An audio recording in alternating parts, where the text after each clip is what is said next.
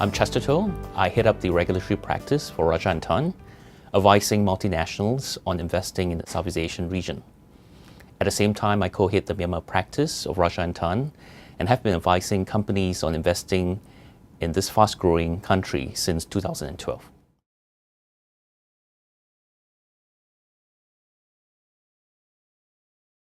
Of recent years, ASEAN has achieved growth rates that are significantly higher than other major trading blocs, such as the EU. For instance, ADB estimates that Asia will require approximately 8 trillion in infrastructure investment between 2010 and 2020, of which a sizable chunk will be invested in Southeast Asia. We are also seeing increasing affluence and a rise in the middle class, which presents opportunities for the consumer goods and real estate sectors. Other than Laos and Cambodia, the majority of Southeast Asian countries have a literacy rate of over 90%. With more than 50% of the population under 30, this is a huge emerging young population that presents opportunities for manufacturing companies.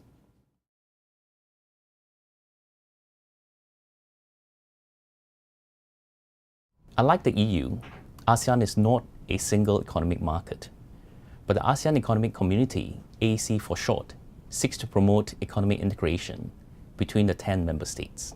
The member states are diverse in terms of history, culture, language, economic development, and population size. With the exception of Singapore, all the other 9 ASEAN countries are classified as emerging and developing countries by the IMF. There are a number of legal areas that foreign investors need to be aware of, one of which is foreign ownership restrictions. Foreign investment in ASEAN are still restricted in a number of sectors. These restrictions may take the form of a negative list, for example in Indonesia.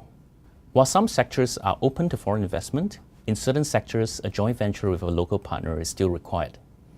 However, over time, these restrictions are gradually being liberalized.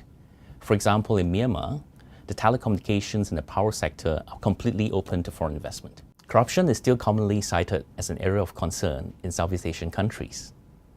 The majority of Southeast Asian countries rank in the bottom half of Transparency International Corruption Perception Index. While enforcement of anti-bribery laws in certain ASEAN countries may not be particularly strong, foreign investors need to be mindful of the anti-corruption laws from their home jurisdiction with extraterritorial reach.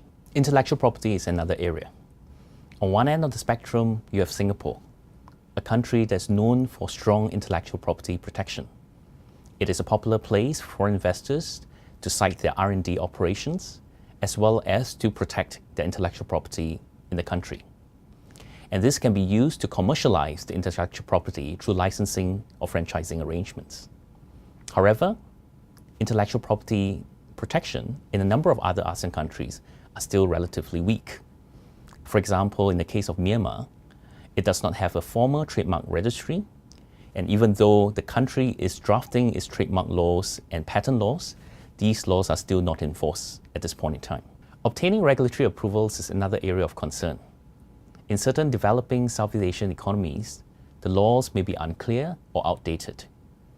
As such, foreign investors may need proper legal advice on the relevant procedures. In this regard, it's important to work with experienced local lawyers who understand the prevailing practices. However, we see that things are improving. According to the recent World Bank Doing Business report, in terms of ease of dealing with construction permits, half of ASEAN member states rank in the top 50 in the world. Finally, property rights are another area of concern due to the different legal traditions and developmental history among Southeast Asian countries. In many of the economies, foreign ownership of land is not permitted. As such, foreign investors will need to understand the specific land laws and the system of each country prior to making significant investments. With over 650 fee earners in 10 countries, this is our home ground, our advantage. Lawyers who know Asia. Rajah Tann, Asia.